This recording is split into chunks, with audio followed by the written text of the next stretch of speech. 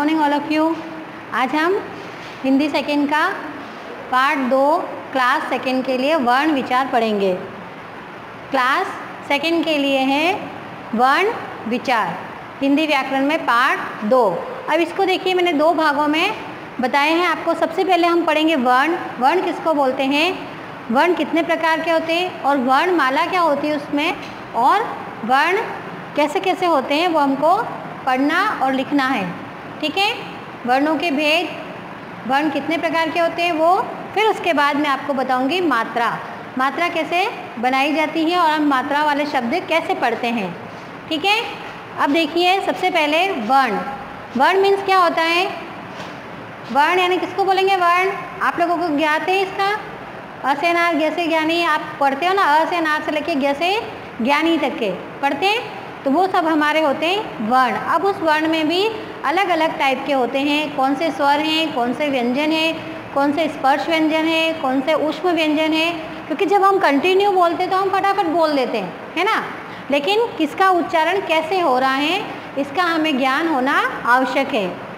ठीक है, अब आगे में समझो आपको। देखिए, इसको आपको लिखना है नोटबुक में, स्क्रीनशॉट लेना है ताकि आप नोटबुक मेंटेन कर सके। इसके पहले मैंने आपको भाषा और व्याकरण वाला पार्ट 1 पढ़ाया था, वो शायद आप सबने नोटबुक में लिख लिया होगा।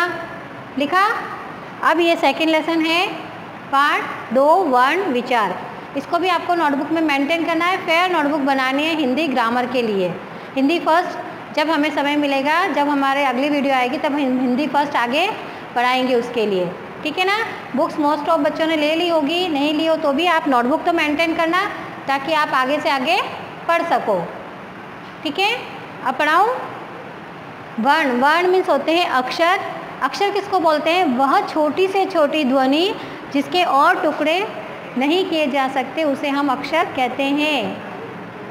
ठीक है, समझ में आया। अक्षर कौन से होते हैं, अ आ ई उ क ग च ट त प, ये सब होते हैं हमारे अक्षर। ठीक है, देखिए एक बार वापस मैं समझाऊँ। वर्ण, वर्ण मीन्स अक्षर, वह छोटी से छोटी ध्वनि जिसके और टुकड़े नहीं किए जा सकते उसे वर्ण कहते हैं।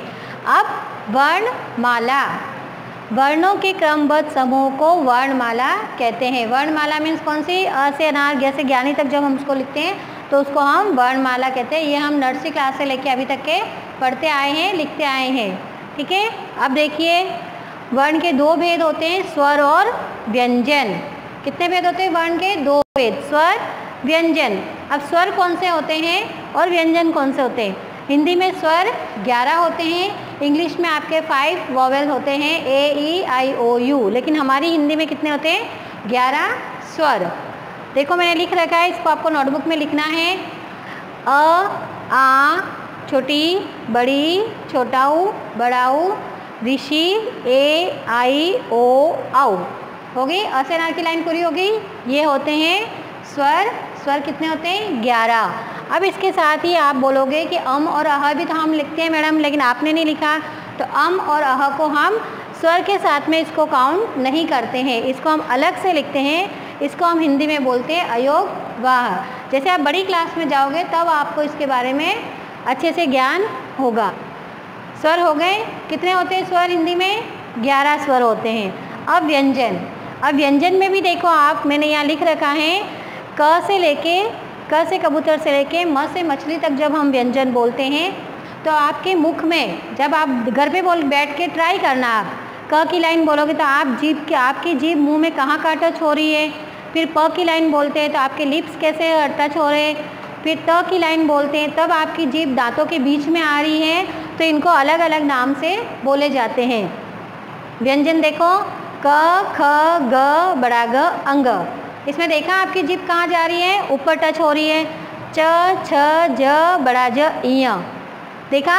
फिर ट ठ ड ढ अण, इसमें आपकी जीभ ऊपर टच हो रही है। त थ द ध न, इसमें आपकी जीभ दांतों के बीच में आ रही है।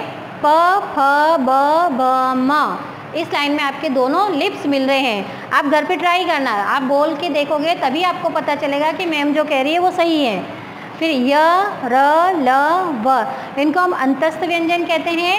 और श, स, ह, इन तीन चारों को हम ऊष्म व्यंजन कहते हैं। ऊष्म मीन्स क्या होता है? गर्म। जब हम ऊष्म व्यंजन बोलते हैं तब हमारे मुंह में हल्की सी गर्म हवा बाहर निकलती है। ये सब आपको ट्राई करना है, बैठे बैठे ट्राई करोगे घर पे बोल बोल के, तभी आपको समझ में आएगा। क्ष, त्र, ज्ञ, इसको हम बोलते हैं संयुक्त व्यंजन, क्योंकि ये दो व्यंजनों के मेल से बनते हैं। इसको मैं आगे आपको लिख के देती हूँ, इसका आप स्क्रीनशॉट ले लीजिए। अब इसका पार्ट 2 में आपको बताऊंगी मात्राएं। ये तो हो गया हमारा स्वर, व्यंजन। स्वर कितने होते हैं, व्यंजन कितने होते हैं, किस किस प्रकार के व्यंजन होते हैं, ठीक है। इसका स्क्रीनशॉट ले आओ। देखिए अभी मैंने आपको स्वर पढ़ाए थे, ठीक है, कक्षा सेकंड के लिए स्वर पढ़ा दिए। अब स्वर वाले स्वर वर्ण विचार में ही हमने स्वर और व्यंजन पढ़ लिए। व्यंजन कितने प्रकार के होते हैं, कौन कौन से होते हैं, स्वर कौन से होते हैं, ये भी मैंने आपको बता दिया। अब हम इसमें पढ़ेंगे मात्राएं। मात्राएं किसको बोलते हैं आपको पता है? हम छोटी क्लास से लेके बड़ी क्लास तक पढ़ते हैं बिना मात्रा वाले शब्द। पहले नल, गर्भ, चम्मच, इस तरह के शब्द, किसी में आधे दो दो शब्द आते हैं, किसी में व्यंजन जुड़े हुए आते हैं, किसी में बिना मात्रा वाले शब्द आते हैं, ठीक है। अब इसमें हम पढ़ रहे हैं मात्राएं। मात्राएं कैसी होती है? जैसे आपने लिखा आम, तो आम के पीछे अ लिखा, अ के पीछे आपने एक डंडी लगाई है ना, तो वो आ की मात्रा होगी। फिर आपने म लिखा है, तो उसको हम बोलेंगे मात्राएं। व्यंजन के बाद आने वाले जो स्वर होते हैं उसको हम मात्रा कहते हैं। व्यंजन कौन से होते हैं बताया मैंने आपको, क से लेके ज्ञ से ज्ञानी तक हमारे व्यंजन होते हैं। और स्वर कौन से होते हैं? अ से लेके औ तक के हमारे स्वर होते हैं। अब देखिए अ की कोई मात्रा नहीं होती है। आप जितने भी व्यंजन बोलते हैं उसमें सब में आपका अ का साउंड आता है। देखा है आपने? आप घर पे ट्राई करना, आप करोगे तभी आपको पता चलेगा। आ की एक खड़ी लाइन होती है। छोटी ई की लाइन हम कैसे मात्रा लगाते हैं? बड़ी ई की छोटा ऊ, बड़ा ऊ, ऋषि की मात्रा ऐसे लगाते हैं। ए की एक मात्रा ऊपर लगती है। आई से ऐनक की दो मात्राएं ऊपर लगती है। ओ में एक लाइन नीचे और एक ऊपर मात्रा लगती है। और आउ से औरत की दो ऊपर मात्राएं लगती हैं। इन्हीं मात्रा, इससे ही हम मात्रा वाले शब्द पढ़ते हैं। समझ में आया? लिख लिया? लिखना भी है नोटबुक में, आपको साथ साथ चलना है ताकि आप पढ़ते रहेंगे। और रीडिंग आपको बार बार लगानी है। यदि आपके पास बुक्स नहीं है तो आपके पास पुरानी कोई किताब हो उसको ही खोल के आप पढ़ोगे, तभी आपको पता चल जाएगा, ठीक है। अब देखो जो मात्राएं, कौन सी मात्राएं हमारी ऊपर लगती है, कौन सी नीचे लगती है और कौन सी बाद में आती है, ये भी आपको ध्यान रहना चाहिए। कई बार ऐसे होती है छोटी ई और बड़ी ई की जो मात्रा आप लिखते हैं, बहुत सी बार हम बड़ी क्लास में चले जाते हैं तो भी हमें छोटी ई बड़ी ई की मात्रा के उच्चारण में हमें पता नहीं चलता है कि कौन सी आगे आ रही है और कौन सी पीछे आती है। अब देखिए आप छोटी ई की मात्रा के शब्द देखिए। पहले हिरण, चिड़िया, इस तरह से आप बोलोगे तो ची, ही, जल्दी से आपके मुंह से साउंड निकलता है। लेकिन बड़ी की मात्रा आप जब बोलते हैं तो उसमें हल्का सा स्वर आपका लंबा जाता है। जैसे खीर, बीन, समझ में आया? चील बोलोगे ना आप, घर पे ट्राई करना इस तरह के, तभी आपको पता चलेगा किस मात्रा में आपका जोर से आवाज़ आ रहा है, किस में आपको लंबा और कम स्वर लग रहा है। टाइम भी देखो आप कैसे टाइम से हम बोलते हैं। अब देखिए मैंने मात्राएं कैसे लगती है उसके नियम आपको मैंने बता रखे हैं। व्यंजन के बाद लगने वाली मात्राएं कौन कौन सी होती है? व्यंजन के बाद मैंने अभी बताया आपको। आम जैसे आपने लिखा है, आम, नाम, काम, जाम, दाम। देखें आ की मात्रा के शब्द मैंने बोल के सुनाए। अब इसमें देखो उस शब्द व्यंजन के बाद मात्रा आ रही है, आई। अब बड़ी ई की मात्रा, बड़ी ई की मात्रा के मैं शब्द बोल के बताती हूँ। खीर, चीर, नील, है ना? देखा आपने? बीन, तो उस सब में ब के बाद में आपके बड़ी की मात्रा लग रही है। फिर ओ की मात्रा जो ऊपर लगती है, ओ की मात्रा आपको पता है? ओ से ओखली। ओ में कौन कौन से शब्द होंगे? सोचो आप, दिमाग पे जोर लगाओ थोड़े से। मोर, तोता होता है ना, मोर, देखते हो आप? औ की मात्रा में कौवा, कचौड़ी, है ना? इस तरह से औ की मात्रा। समझ में आया? अब व्यंजन से पहले लगने वाले, अब पहले कौन सी लगती है, अभी मैंने आपको बताया छोटी ई और बड़ी ई की मात्रा जो लगाते हैं उसमें हमें समझ में नहीं आता कि शब्द में कौन सी लग रही है। छोटी ई की मात्रा जो होती है उसको हम व्यंजन से पहले लगाते हैं। चिड़िया, हिरण, पिन, दिन, ये सब आपने पढ़े हुए हैं पहली क्लास में, है ना। ई की मात्रा के शब्द, ऊ की मात्रा के शब्द, ओ की मात्रा के शब्द, तो इस तरह से आपको अपने मन से याद करने हैं, लिखने हैं। आप अपने मन से दूसरे शब्द भी और लिख सकते हैं, कम से कम 2-2, 5-5 शब्द आपको अपने मन से सभी मात्राओं के लिखने हैं, तभी आपको समझ में आएगा कि मैम ने क्या समझाया था मुझे।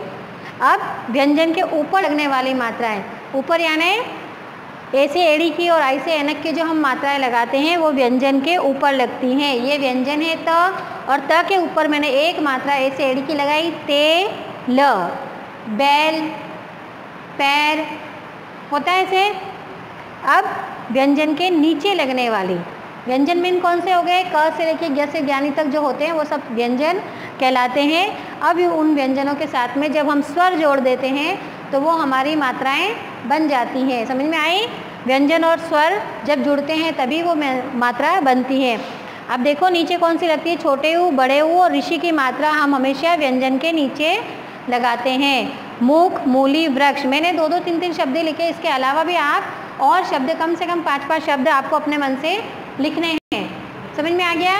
यहाँ तक कि आपको समझ में आ गया मात्राएं स्वर और व्यंजन के साथ जुड़ के कैसे शब्द बनते हैं, कैसे मात्राएं ऊपर नीचे और आगे पीछे लगती हैं, वो मैंने आपको बता दिया।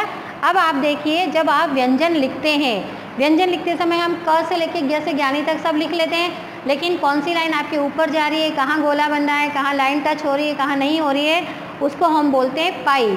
अब देखो खड़ी पाई, हिंदी में इसको क्या बोला जाता है, ये जो आप लाइन बनाते हो इस लाइन को टी के टी जैसा लिखा होता है, टी फॉर टेलीफोन जैसा, उसको हम हिंदी में बोलते हैं खड़ी पाई, इसको हम पाई बोलते हैं। अब इसको खड़ी क्यों बोला है, क्योंकि ये लंबी लाइन बनी हुई है, इसलिए इसको हम खड़ी पाई बोलेंगे। और दूसरा होता है आपका बिना पाई वाले व्यंजन। अब खड़ी पाई में देखो, आप लिखते समय ध्यान रखना है, आपको इसको 2-3 बार प्रैक्टिस करनी है तभी आपको समझ में आएगा।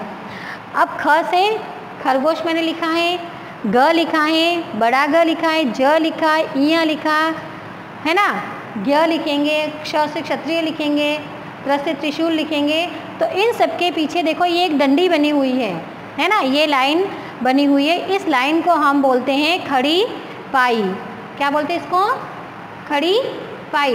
अब कुछ व्यंजन हमारे होते हैं जो बिना पाई वाले होते हैं, है ना, उसको लिखते समय हम जैसे क है तो क का आधा क, 2 क लिखने पड़ेंगे आपको, डबल क, तो इस लाइन को हम हटा के उसको आगे वाले क में टच कर देंगे तो वो हमारा बन जाएगा जैसे कच्चा। अब ये बिना पाई वाला है, इसके पास में कोई लाइन दिख रही है कि आपको? नहीं, ये एक छोटी सी डंडी है ना, तो ये इसको हम बोलते हैं बिना पाई वाले शब्द। अब आपको क से जैसे आपको 2 अक्षर वाला शब्द बनाना है, द्वित्व व्यंजन जिसको बोलते हैं, है ना, संयुक्त, तो हम कैसे लिखेंगे?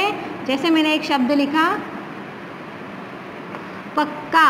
अब पक्का में आपको 2 क बनाने पड़ेंगे, ऐसे पक्का। समझ में आया? तो इस क की जो ये लाइन है, देखो आप, ये गोला बना हुआ है, इस लाइन को मैंने छोटी करके इस लाइन के ऊपर टच किया है, तभी आपका बन जाएगा इस तरह से। समझ में आया? ऐसे आपको लिखना है, पढ़ना भी है, और 2 बार 3 बार आप इसको पढ़ोगे तभी आपको समझ में आएगा। आगे से आगे हम लेसन इसी तरह से पढ़ते रहेंगे जब तक हमारे स्कूल नहीं खुलेंगे, तब तक आपको नोटबुक मेंटेन करनी है। यदि किसी बच्चों ने नोटबुक नहीं बनाई हो तो इसको बनाना है। आज हमने क्या पढ़ा इस लेसन में? वर्ण पढ़े, वर्णमाला किसे कहते हैं, वर्ण के कितने भेद होते हैं, स्वर और व्यंजन, स्वर कौन से होते हैं, व्यंजन कौन से होते हैं, किस तरह से व्यंजनों का उच्चारण करते हैं। फिर मात्राएं पढ़ी हमने। अब मात्राएं कैसे बनाई जाती हैं, ऊपर नीचे और आगे पीछे लगने वाली मात्राएं मैंने आपको समझाई है, उससे शब्द भी बोल के सुनाए। ऐसे आपको भी घर पे कोशिश करनी है। और फिर मैंने आपको पढ़ाया है पाई, पाई किसको बोलते हैं ये भी मैंने आपको समझाया है। और इस तरह से आपको पढ़ के, लिख के और नोटबुक मेंटेन करनी है। मैंने आपके 2 लेसन कंप्लीट करा दिए। हिंदी ग्रामर में 2 लेसन हो गए मेरे। फर्स्ट लेसन भाषा और व्याकरण वाला, और दूसरा मैंने पाठ पढ़ाया आपको वर्ण विचार वाला। इन दोनों की वीडियो आपके डाल रखी है, ठीक है, आप लोग देखना और आपको अच्छे से लिखना, पढ़ना और समझना है। हैंडराइटिंग सुंदर होनी चाहिए। अभी आपके पास बहुत टाइम है, आप आराम से लिख लिख के याद कर सकते हैं। और जो बच्चे होमवर्क नहीं कर रहे हैं उनके पेरेंट्स के भी फ़ोन हमें आ रहे हैं, वो कह रहे हैं मैडम आप लिख के तो भेज रहे हो लेकिन बच्चे कुछ नहीं करते हैं। जैसे हमारी 2nd क्लास में बच्चा है गर्वित, है ना, उसकी कुछ भी वो लिखता नहीं है, ना नोटबुक बनाता है ना लिखता है। तो ऐसे बहुत सारे बच्चों के पेरेंट्स फ़ोन कर रहे हैं। अब मैं आपका नाम बोलूँगी तो अभी आप घर पे रोने लग जाओगे, इसलिए आपको पढ़ना है, ठीक है। Okay, thank you.